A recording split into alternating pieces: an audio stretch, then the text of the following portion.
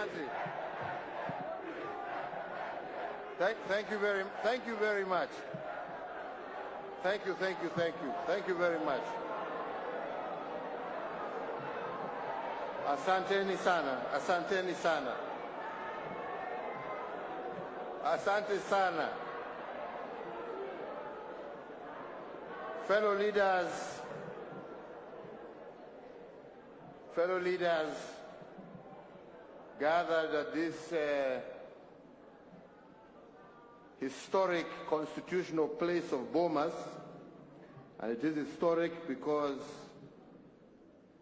many a time, as has been said, we have gathered here to discuss constitutional issues. Mimi nawasalimia nyote na nawashukuru kwanza kwa risala za birthday siku ya leo, na nasema asante.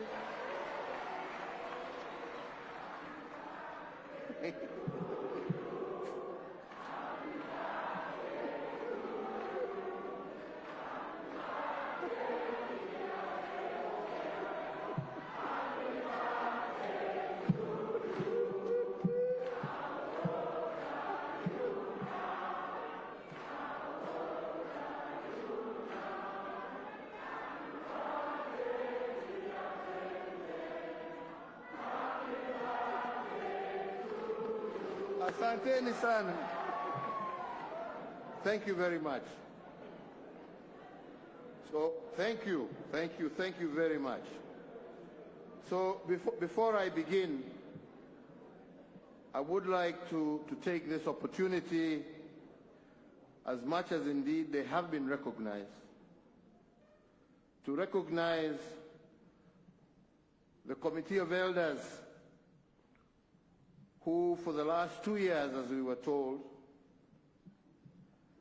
have taken their time and indeed in many instances their resources to travel around this country together with their secretariat and their technical teams to put together first the document that they presented to us here last year, and now this revised version, where they have now gone with greater editing to the point of even giving us now proposed clauses for our consideration. And I would like to recognize Senator Yusuf Haji, who was the chair, who is unfortunately not well today, to recognize Professor Adam Zolo, the Vice Chair, to recognize Senator Amos Wako, to recognize Dr. Florence Omusa, to recognize also Mr. James Matundura, to recognize Bishop Lawi Imadio, to recognize also Professor Morpe Ole Ronke, yes. To recognize Rose Museo, to recognize Mrs. Agnes Karindu Mudama, to recognize also Professor Said Mwaguni, to recognize Major John Sei, to recognize also Honorable Maison Leshomo, to recognize Bishop Peter Jenga, and finally to recognize Archbishop Zacchaeus Okoth, retired, plus your entire secretariat. I thought it important for Kenyans to know the men and women who have guided us through this process to where we are today. Let me say that today we have before us a document that has been worked on and again, I repeat, for a period now of 2 years. And a document whose objective is really nothing more than to find what ails our country and hopefully give us a solution that will heal our country.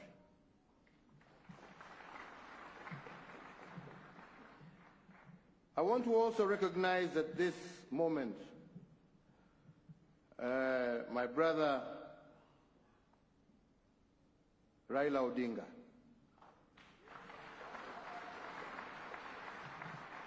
And I have a reason to. Because as many of you know, we were competitors in 2007. 2017. And as such, things got to a very difficult level. Indeed, as Bishop Oginde here has said, and as many others will bear witness, but when we sat down to speak, something that was very difficult for him, but also for me and my team, very difficult.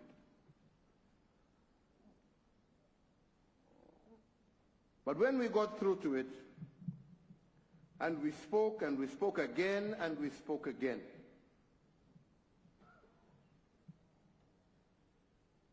we agreed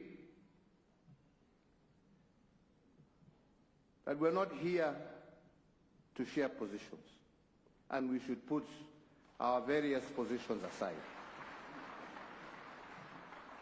And we agreed that we were coming together with one common agenda, the agenda of ensuring that what the people of Kenya have witnessed in 1992, in 1997, in 2005, in 2007, in 2017, Kenyans shall never, ever witness again. We did not talk about sharing government, and as we stand today, he is not in government. He is not in government. He never made any demands for government.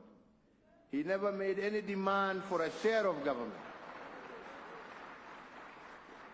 He said that let us get together and let us fix that which ails us, that will allow us in future to be able to compete without the need for innocent Kenyan blood to be shed. I want to thank you for that, Raila, from the bottom of my heart, because you didn't have to do it.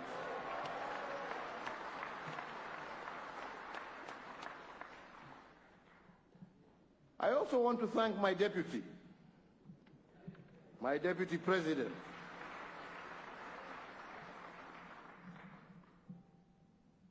because all in all, along that path,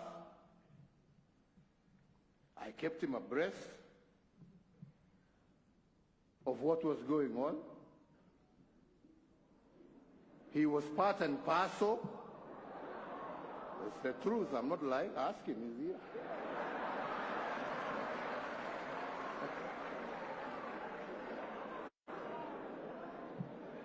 He was part and parcel. In fact, he helped me identify some of the wazays I just mentioned here. Yeah?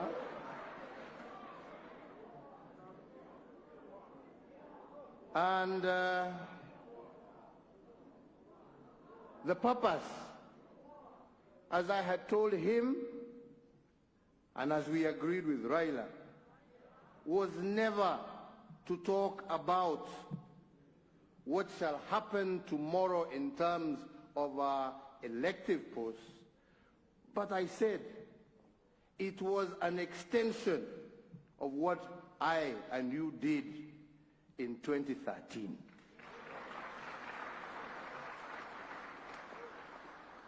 So that we can bring all of us on board and have a situation where no Kenyan is left behind. Okay? No Kenyan. And I said I would use today as a day to say my thanks and to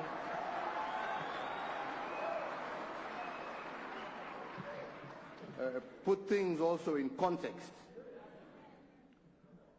Because I hope and pray that from here we shall focus ourselves on the issue at hand. And the issue at hand is how to ensure unity in our diversity. There are issues, fellow Kenyans, that we consistently shy away from addressing because we don't want to address certain things. We don't want to own up to certain things. But the fact of the matter is that we are a tribal society. We want to get away from it, but that's what we are. And this is what divides us because we pretend we are national leaders.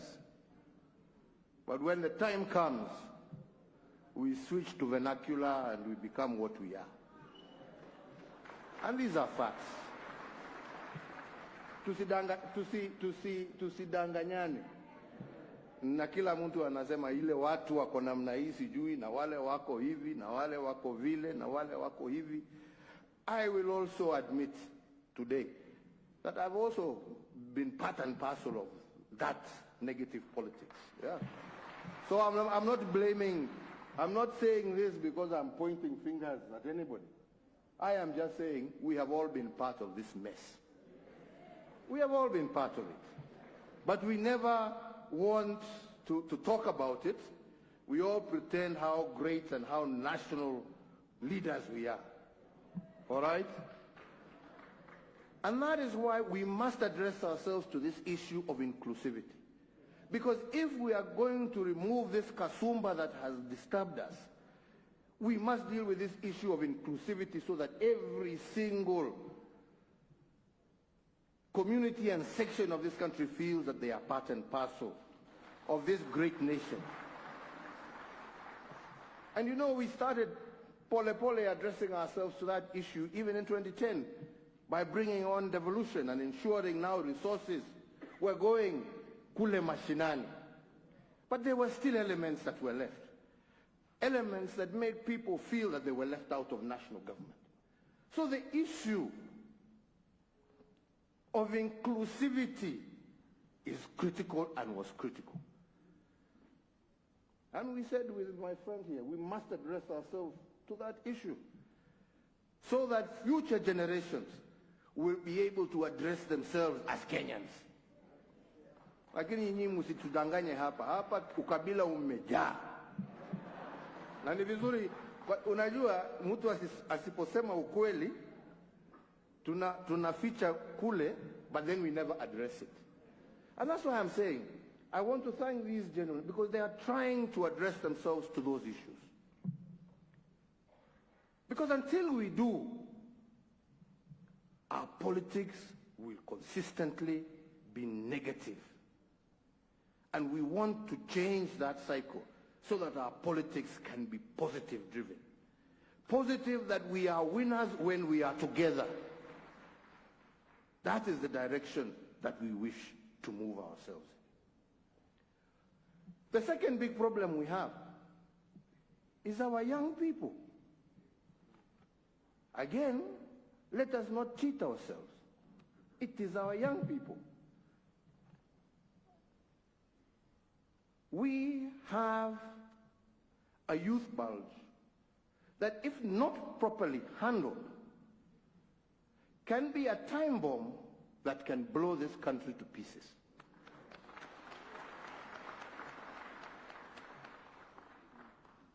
And the handling of that has to be done extremely carefully. Extremely carefully. That is not a problem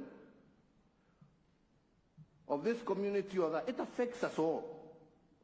But how we manage it, we must manage it very carefully. We cannot manage it through inciting them. All right? We must manage it by including them in our decision-making processes. And that is why I said in Kisii during the Mashujaa Day celebrations, if we are to deal with our youth problem, we must deal with our economy. And there is no country in the world that has ever developed on a 5-year cycle of politics. You can never develop on a 5-year cycle. And if you cannot develop your economy, how do you create the jobs? If every cycle you spend one whole year, and in this case, in our case, it's 2 years, before the election campaigning, then you spend another 2 years after the election campaign trying to sort out the political mess, umebaki na mwaka moja ya kufanya kazi. Uchumi kweli tutapanua? Wenzangu, vijana kweli tutawapatia kazi? Yeah?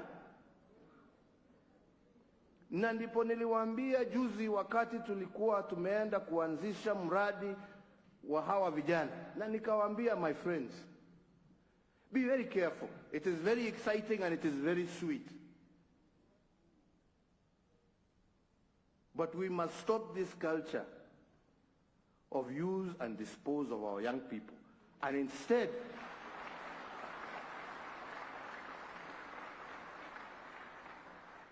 develop and deepen a process, which again I want to thank these gracious men and women, because they have looked into those issues, of how we can systematically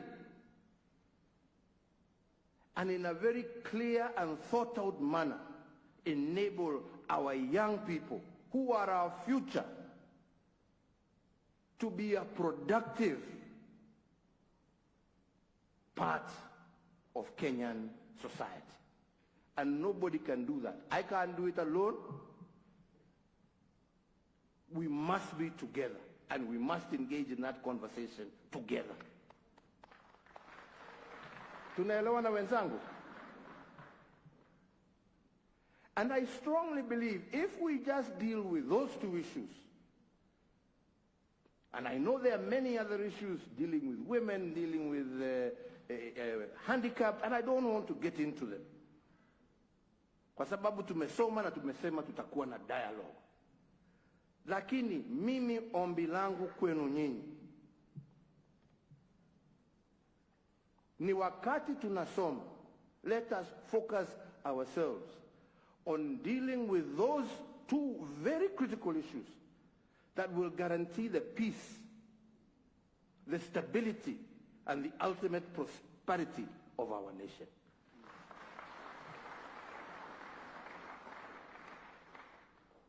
And let us not entertain the side shows, because there are too many side shows that are detracting us from where we want to go, that are stopping this country from being that great country that our forefathers saw it to be. And I believe that together we can achieve it. And I believe that together we can overcome this hurdle. And then those who are seeking elective positions, how wonderful it would be if you were seeking those elective positions in a unified country where it was ideas that are competing against each other, not ethnicity, not this, not this. It was a competition of ideas. How best can we get to where we are going? How best can we achieve for our people, for our children, for our children's children? And I believe here we have something. As I said in Kisii, I believe here we have something that can begin us in that process. And rather than fight over the many things that we will either agree or disagree on, please, on this one, let us agree. Let us agree and fix it. Mimi hiyo ndio ombi langu kwenu nyinyi na kwa Wakenya wote.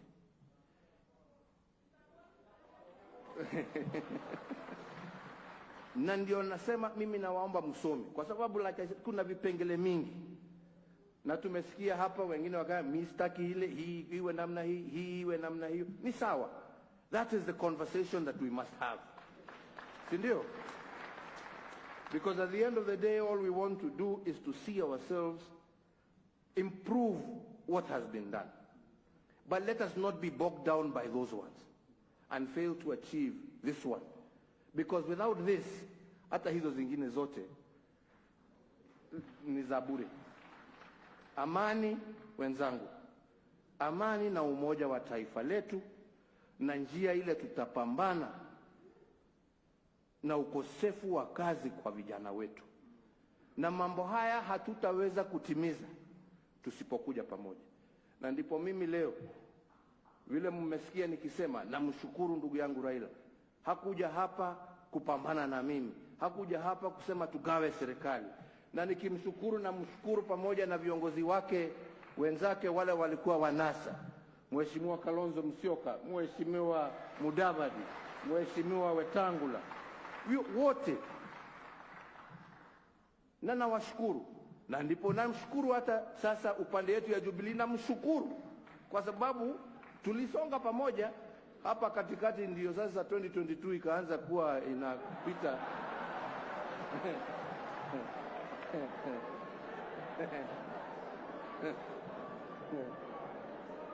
Akasahau yale mengine. Na ndio wanasema watu tutulize ball, hiyo bado itakuja. Ama ni namna gani wenzangu? Tutulize ball, hiyo itakuja. Miaka hairudi nyuma. Nilikuwa naambia viongozi hawa wa Kisii siku nyingine walikuja kunitembelea. Race hii ni ile ya kuhandover, unajua? Si ndio? Inaitwa relay. Unakimbia ule mwingine anakugojea pale, anatakikana kukugojea ndio ashike aendelee, si ndio? Lakini sasa my brother William hapa amepinduka, anakimbia nyuma.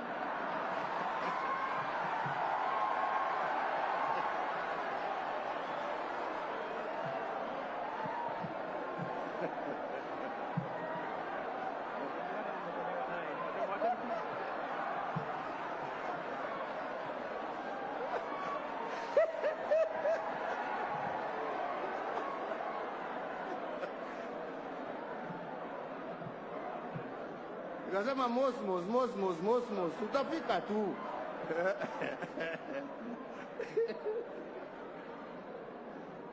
Jameni, tufanye shughuli hii muhimu kwa taifa. Shughuli ambayo itatusaidia na itasaidia kuleta umoja na amani katika taifa letu. Tumesikia hapa wale ambao wametuongelesha hapa, wale ambao wamepoteza mali yao kule mall. Wazazi wetu hapa walipoteza mtoto yao kwa sababu ya siasa. Vile mama Pendo ametuambia hapa, wacha hiyo iwe ya mwisho. Wacha hiyo iwe ya mwisho. na tuweze kusonga pamoja. Na ndipo nasema sisi tutaendelea kujadiliana na viongozi wenzetu, na wauliza nyinyi muendelee kuongea at every level of government, at every level of society. Engage one another, talk to each other, and in a civilized manner, bring your recommendations to our good friends. Improve on it if we can improve on it. As one of our colleagues here said, you know, a good idea always gives way to a better. So if there is a better one, bring it on board. Let us not overload ourselves. And let us push forward and bring peace to our country. Mimi sitaki kuzidi hapo, isipokuwa kuungana na yale ambaye pia former Prime Minister ametaja, ya kwamba sisi wote tuwatuma rambirambi kwa jamii ya Zamba Kitonga, shujaa wa taifa letu la Kenya, ambaye alitusaidia kuleta hiyo katiba ya 2010. Tuombe Mwenyezi Mungu amweke pahali pema, na tufuate sisi hivyo ambaye ametufundisha. Tutasaidiana. BBI hii itapita jameni, ama mnaonaje? Itapita jameni? Mutapitisha? Mutatusaidia kuelimisha Wakenya ni kwa nini tunataka kupitisha document hii? Mutatusaidia? Tutatembea pamoja? Nataka mimi kumalizia hapo, lakini niseme, nasikia Kalonzo akiongea hapo ya kwamba sijui kuna marriage act.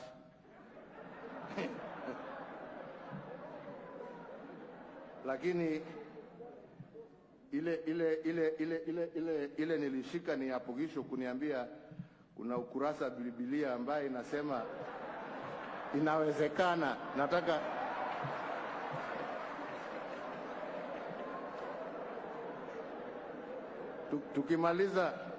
tukimaliza hapa utanionyesha ni chapter gani hiyo, ndio niweze kusoma vizuri, alafu tutaongea baadaye mamini. Mungu awabariki, Mungu awalinde, asanteni sana. Tusimame sote sasa kwa wimbo wa taifa. Sorry.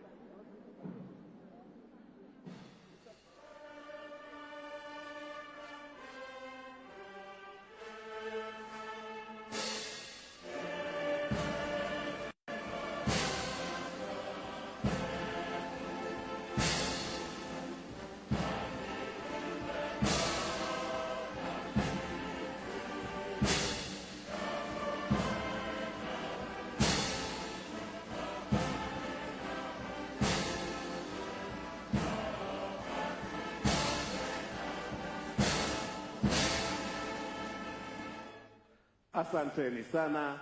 Sote tusimame wakati Mheshimiwa Rais anaondoka kwa hiari yake. Wimbo kutoka studio. Asante.